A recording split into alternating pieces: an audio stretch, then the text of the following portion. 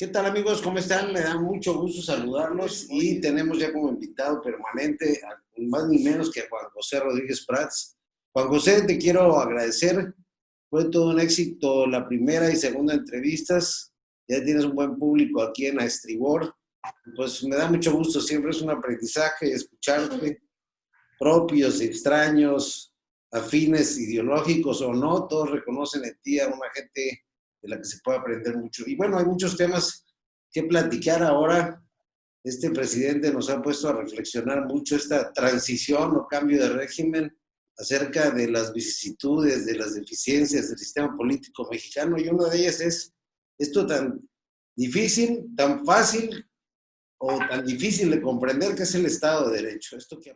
Mira, mi querido Juan Carlos, te agradezco mucho tus comentarios, te agradezco mucho la entrevista anterior y sobre todo esta buena noticia que me digas que este ejercicio lo haremos todas las semanas. Porque sin duda me provocas, me inquietas, me sacudes mi conciencia.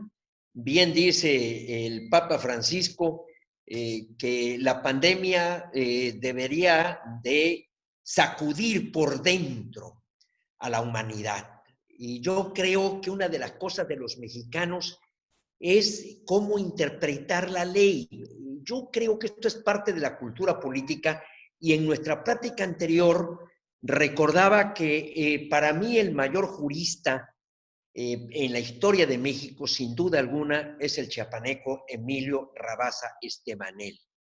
Y él decía que los mexicanos no hemos aprendido que la ley ha demostrado una y otra vez reiteradamente su ineficiencia.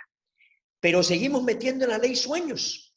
Y por eso en México vemos un México legal y un México real. Y por desgracia, un abismo intermedio que cada día se profundiza.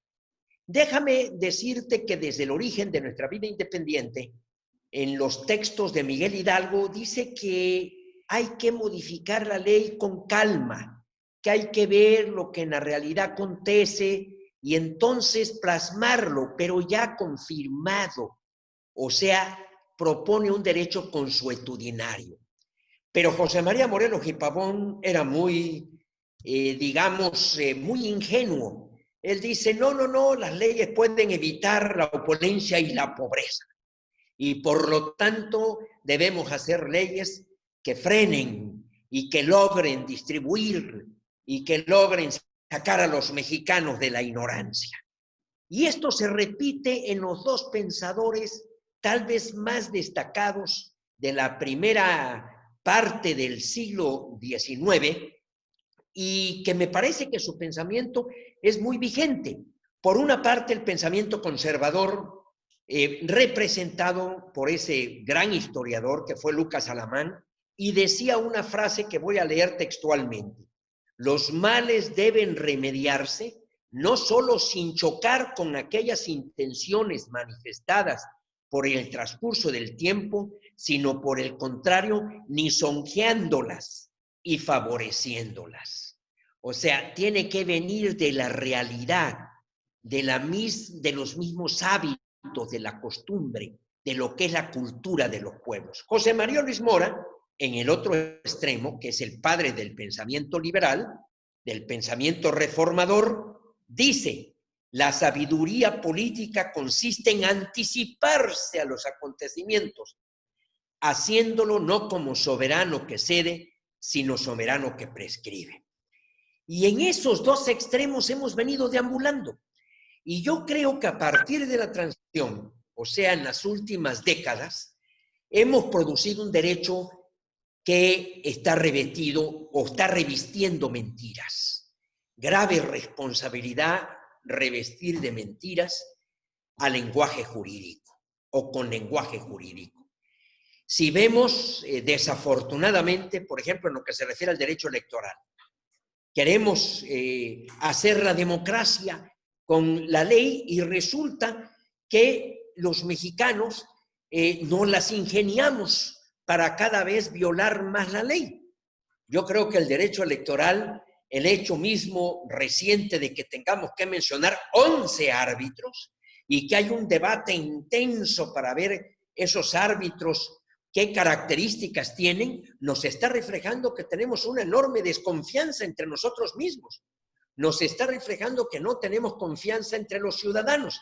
En alguna ocasión, mi buen amigo Juan Antonio García Villa me platicaba que iban en Alemania ahí a visitar el edificio que albergaba las oficinas del órgano electoral. Y él veía hacia arriba esperando un gran edificio y se encontró una casa en donde había muy pocos funcionarios. Dijo, bueno, ¿y ustedes son autoridad? Sí, nosotros actualizamos el padrón.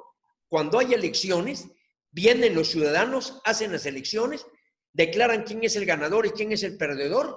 Los candidatos aceptan los resultados, cada quien se va a su casa y se acabó el proceso electoral.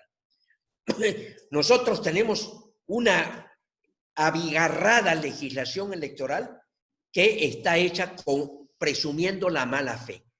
Todos vamos a actuar de mala fe, por lo tanto, hacemos unas leyes voluminosas, hacemos unas leyes casuísticas, hacemos unas leyes en donde queremos introducir lo que, repito, debe ser materia de la cultura de los pueblos. Y esto que sucede en derecho electoral, que sucede en nuestra Constitución, que la modificamos con tanta ligereza, también obedece a que le dejamos a las asambleas o a los partidos hacer leyes. Las leyes, mi querido tocayo, son autoría de los grandes juristas. A mí me encanta, en el siglo IV, Teodoso II expidió un edicto que contenía lo que le llaman la ley de citas. La ley de citas consistía en que quien citara a 5 de los grandes juristas que los consideraban como mejores juristas, que si no me falla la memoria eran Papiniano, Modestino, Ulpiano, Gallo y Paulo, ese ganaba. O sea, el que estaba defendiendo un caso, si citaba a uno de esos 5, ese ganaba. Florís Margadán, estudioso del derecho romano. Jurisprudencia, Juan José, como si fuera jurisprudencia. Como si fuera jurisprudencia. Florís Margadán decía que era el tribunal de los difuntos, porque los difuntos prácticamente con su sabiduría seguían iluminando de cómo aplicar la ley. Mira, el derecho romano es una de las grandes hazañas de la humanidad. Una herencia, ¿no? Legislaron sobre 2 instituciones, la familia y la propiedad. Y es insustituible. Y para mí el derecho romano en su estudio te da lo que llamamos el criterio jurídico. ¿Qué es el criterio jurídico? La conciencia de lo legal. Por eso juristas como Savigny y Rudolf von Jhering, que son 2 grandes juristas alemanes, insisten mucho en esa sabiduría del derecho romano, que inclina siempre al que hace la ley a ver qué es lo que en la realidad acontece. La mayor parte del contenido de una norma son hechos, y de ahí que queremos modificar algo que no nos agrada. Si la realidad fuera perfecta, no tendríamos necesidad del derecho. Martin Luther King, que no era un jurista, pero dijo algo que me parece magnífico. Las leyes no pueden hacer que los blancos me quieran, pero sí pueden evitar que los blancos me linchen. Esa es la gran sabiduría. O sea, el derecho es para evitar males. Por lo tanto, tenemos que dejar de soñar, tenemos que dejar de masturbarnos con el derecho. Yo utilicé una expresión que me llevó a una entrevista con Broso cuando dije el derecho masturbatorio. Perdón lo vulgar, pero el derecho mexicano es un derecho masturbatorio. Manosea la realidad, nos da la impresión de que estamos satisfechos, de que ya alcanzamos el nirvana, pero al día siguiente nos levantamos con nuestra muy triste realidad. Por eso yo siento que una materia indispensable que debe inquietar a los ciudadanos es para qué sirve el derecho y para qué no sirve el derecho. Y desgraciadamente es muy poco para lo que sirve y es mucho para lo que no sirve. Por eso también utilicé en alguna ocasión una expresión, hay que podar el derecho. El derecho mexicano requiere una podada. Requiere quitarle lo que... porque cada vez es más grande la Constitución, cada vez hay más leyes secundarias, más reglamentos, cada vez engrosamos más los artículos constitucionales. Mi querido tocayo, si viéramos una cifra, en 1856-57, que para mí es la mejor constitución, el constituyente del siglo XIX, de la generación liberal, donde estaba Ignacio Ramírez, Francisco Zarco, Ignacio Vallarta, Ponciano Arriaga, Melchor Ocampo, Guillermo Prieto, José María Mata. No, cuando mencionas a aquellos juristas frente a los que hoy tenemos en el Poder Legislativo, se pone uno a llorar. Todos aquellos dejaron obra escrita. Ahí están las garantías individuales, ahí surge el juicio de amparo, hay matices parlamentarios. Esa Constitución tenía 11,000 palabras. En el 17, ya del siglo pasado, pasó a 22,000. Hoy la Constitución en su texto tiene 70,000 palabras, pero si le agregamos los transitorios, en donde hay muchas cosas indispensables, hay 50,000. O sea, nuestra Constitución tiene 120,000 palabras. La Constitución norteamericana, que para mí es el documento jurídico tal vez modélico más importante, tiene 8,300 palabras. Se modificó 27 veces, se ha modificado en más de 200 años. Nosotros llevamos más de 700 reformas. La Constitución de Estados Unidos es muy precisa en sus principios, son 7 artículos y va regulando los poderes, muy precisa. Y nuestra Constitución divaga, hace proclamas. La norma jurídica debe ser bilateral, señala un derecho y señala un deber.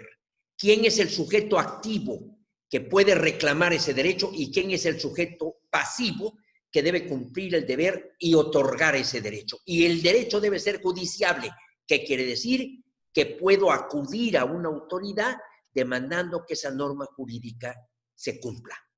Desgraciadamente, nuestro derecho está lleno de sueños. Si nosotros vemos la Constitución, si un extranjero llegara y en lugar de comprar una guía roja, comprara la Constitución y se encuentra con que hay igualdad entre hombres y mujeres, como dice el artículo 4, que tenemos derecho a un medio ambiente sano, que tenemos derecho a una comida nutritiva, que tenemos derecho a una vivienda digna, que tenemos derecho a un salario remunerativo, porque no es cualquier cosa, no, es algo que se aspira a lo más.